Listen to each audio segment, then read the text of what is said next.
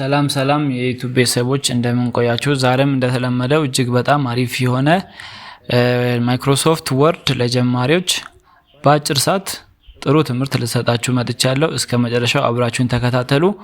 ዛሬም ማሳያችሁ እንግዲህ ማይክሮሶፍት ወርድ ሙሉ አጠቃቀሙን አሳያችኋለሁ ማለት ነው። ያው ለጀማሪዎች ነው።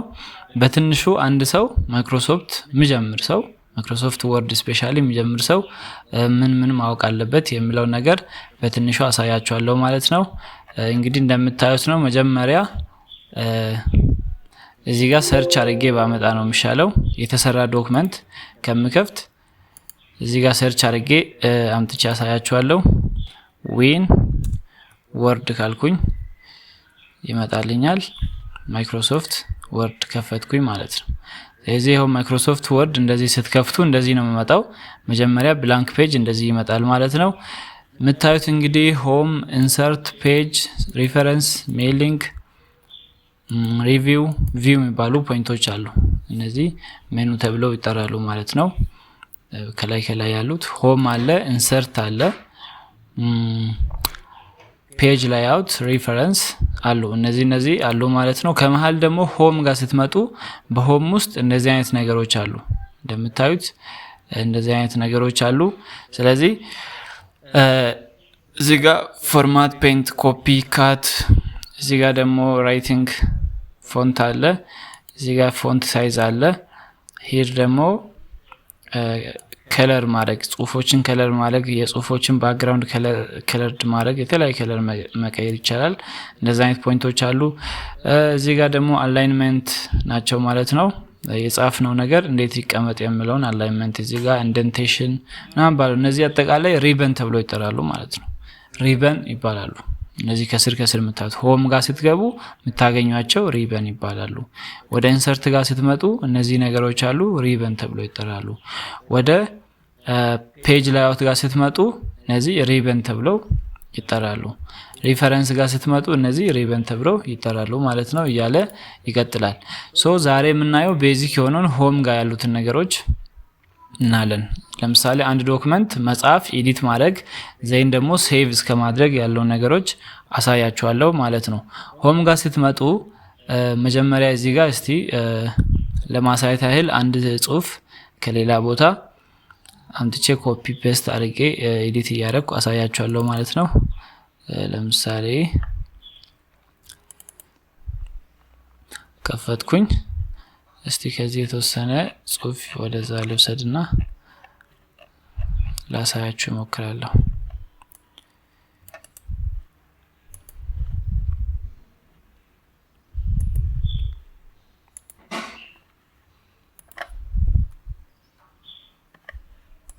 ያው እንደምታዩት እንግዲህ እዚህ ጋር አምጥቻለሁ ማለት ነው። ፔስት አደረኩኝ። ስለዚህ ለምሳሌ ይሄን የወሰድኩትን ጽሁፍ እዩ። በዚህ ጽሁፍ እነዚህ ነገሮች አሳያችኋለሁ ማለት ነው። መጀመሪያ የምናየው ፔስት የምንለው ነው። ፔስት የምንለው ደግሞ የሆነ ነገር ያው ኮፒ ያደረግነውን ፔስት ለማድረግ የሚጠቅሙ ናቸው። እነዚህ ካት፣ ኮፒ የሚባሉት እነዛ ናቸው ማለት ነው። ለምሳሌ ይሄኛውን ሰቨራል ፋክተር ምናምን የሚለውን መጀመሪያ ሰሌክት አደረኩኝ። ሰሌክት ካደረኩ በኋላ እዚህ ጋር ኮፒ ማድረግ እችላለሁ፣ ካት ማድረግ እችላለሁ። ከፈለኩ እዚህ ደግሞ ራይት ክሊክ አድርጌ ካት፣ ኮፒ፣ ፔስት፣ ፎንት ምናምን የተለያዩ ነገሮችን እዚህ ጋር መቀየር ይቻላል ማለት ነው። ግን መጀመሪያ ማወቅ ያለባችሁ ምንድነው ይሄኛውን ሰቨራል ፋክተር ኮንትሪቢዩት የሚለውን ከጻፍኩኝ እዚህ ጋር ወደ ፎንት ቴክስት ጋር መጣለሁ ማለት ነው። ፎንቱ ጋር ቴክስት ጋር እዚህ መጥቼ መርጣለሁ ምን አይነት አጻጻፍ ነው የምፈልገው የሚለውን ያው ከዚህ ውስጥ መርጣለሁ። ግን አሁን ላይ ከረንትሊ ሁሉም ሰው የሚጠቀመው ለፕሮጀክት የሚጠቀሙት ምንድነው ታይምስ ኒው ሮማን የሚባለው ነው። ይሄኛውን ታይምስ ኒው ሮማን የሚባለውን ይጠቀማሉ ማለት ነው። እዚህ ደግሞ ከፈለግን ፎንት ሳይዝ የምንጨምርበት አለ። እንደምታዩት ይሄው ቁጥሩን ስቀንስ ጨምር ያው እንደምታዩት ነው። እንደዚህ ያደረግን ፎንት መቀየር እንችላለን፣ ፎንት ሳይዝ ማለት ነው። ቀጣይ ደግሞ ይሄኛውን ከፈለግን በአጭሩ ሾርት ካቱ ምንድነው እዚህ ጋር ካፒታል ኤ ታያችኋል ብዬ አስባለሁ። ካፒታል ኤ እዚህ ጋር ሰሌክት ካደረኩኝ በኋላ ካፒታል ኤ ስነካ እየጨመረ ክሊክ ሳደርግ እየጨመረ ይሄዳል ማለት ነው። ፎንት ሳይዝ በዚህ መጨመር እንችላለን ኦር ደግሞ እንደዚህ ያደረግን መቀነስ እንችላለን ማለት ነው። ይሄኛው ባጭሩ የምታደርጉት ነው። እዚህ ጋር ደግሞ የምታዩ ምንድነው ቢ የሚለው ቦልድ ለማድረግ ነው። እዚህ ጋር ክሊክ ስታደርጉ ቦልድ ይቀልመዋል ማለት ነው፣ ያደምቀዋል። እዚህ ጋር አንሰለክት ሳደርግ ደግሞ ይተዋል ማለት ነው። እዚህ ደግሞ ኢታሊክ የምትለዋ ነች፣ እቺኛውም አንደኛዋ ሴቲንግ ነች። አንሰለክት ካደረኩኝ ይጠፋል ማለት ነው። አንደርላይን የምትላለች ደግሞ አንደርላይኗ ይኸው ለማስመር ቴክስቱን ከስር ለማስመር ትጠቅማለች ማለት ነው። እዚህ ጋር አንሰለክት ካደረኩኝ እንደዚህ ይጠፋል። እዚህ ያለው ደግሞ ጽሁፉን እንዲህ የመሰረዝ አይነት ነገር ለማሳየት ከፈለግን እቺን እንጠቀማለን።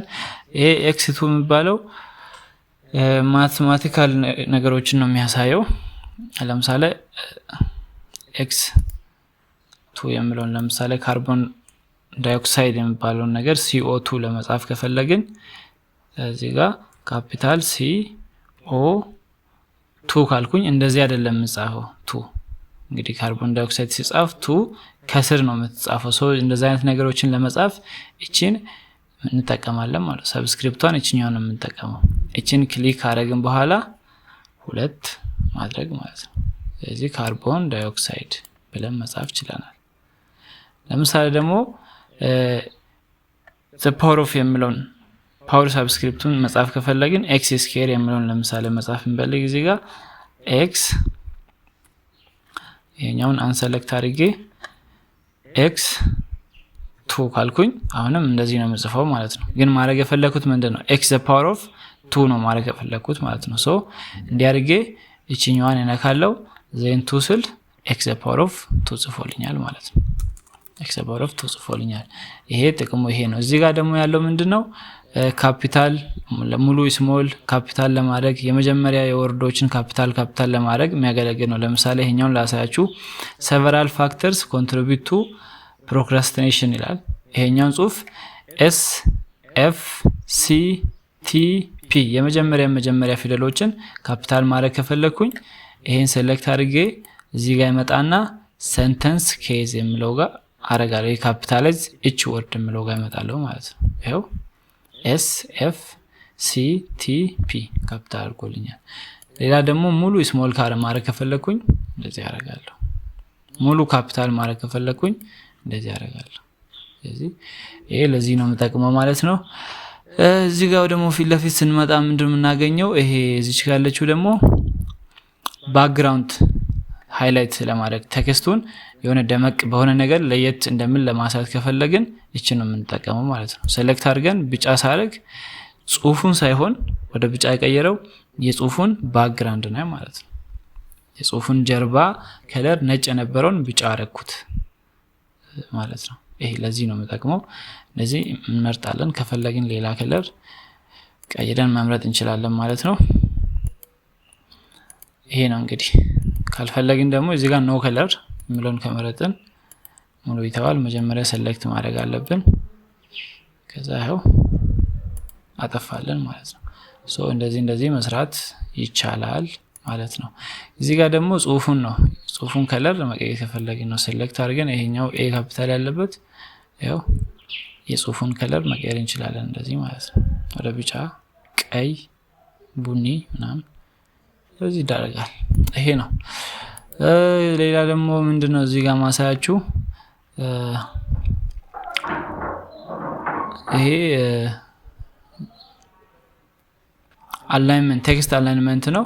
ቴክስት አላይንመንት ያው ምንድነው እዚህ ጋር አድርጌ ወደ መሃል ላምጣ ካልኩኝ እንደዚህ ወደ መሃል ያመጣል። ወደዛ ጥግ ከሆነ ወደዚህ ጥግ ያመጣል። ወደፊት ከሆነ ያው አንቀጽ ስጻፍ የተለያየ የአንቀጽ ፎርሞችን ፓራግራፎችን መጻፍ የምንፈልግበት ስታይል ማለት ነው። ይሄ እንደዚህ ማድረግ እንችላለን። ወደ ሰንተር፣ ወደ ፊት፣ ወደ ጠርዝ እንዲህ ሁሉም ጋር ጨርሶ እንድንመጣ እንደዚህ ማድረግ ይቻላል። ሌላ ደግሞ ምንድነው ይሄ እዚህ ጋር ያለው ቡሌት የምንላቸው ናቸው። ለምሳሌ እዚህ ጋር አንድ የተጻፈ ያለ በዚህ ላሳያችሁ። ይሄ ዶት የሆነ ቡሌት ተጠቅሟል። እንዲያርገን ቀስቱን ራይት እንግዲህ ሰርክል እዚህ ጋር ደግሞ ኮከብ ምልክት መጠቀም ከፈለግን እንደዚህ እንቀይራለን ማለት ነው። ያው እንደዚህ ቡሌት ምንለው ነው። ከቡሌት ፊት ለፊት ደግሞ ያለው ቁጥር ነው። የሆነ ነገር በዝርዝር መጻፍ ከፈለግን 1 2 3 አንድ ብለን በብራኬት ABCD ከፈለግን ስሞል ABCD ሮማን ነምበር 1 2 3 በቃ እንደዚህ ማድረግ እንችላለን ማለት ነው። ይሄ ነው እንግዲህ ለዛሬ ቪዲዮ ሰዓት እየበዛባችሁ ስለሆነ ለዛሬ ይሄ በቃል ክፍል 2 ቀጣይ ያሳያችኋል።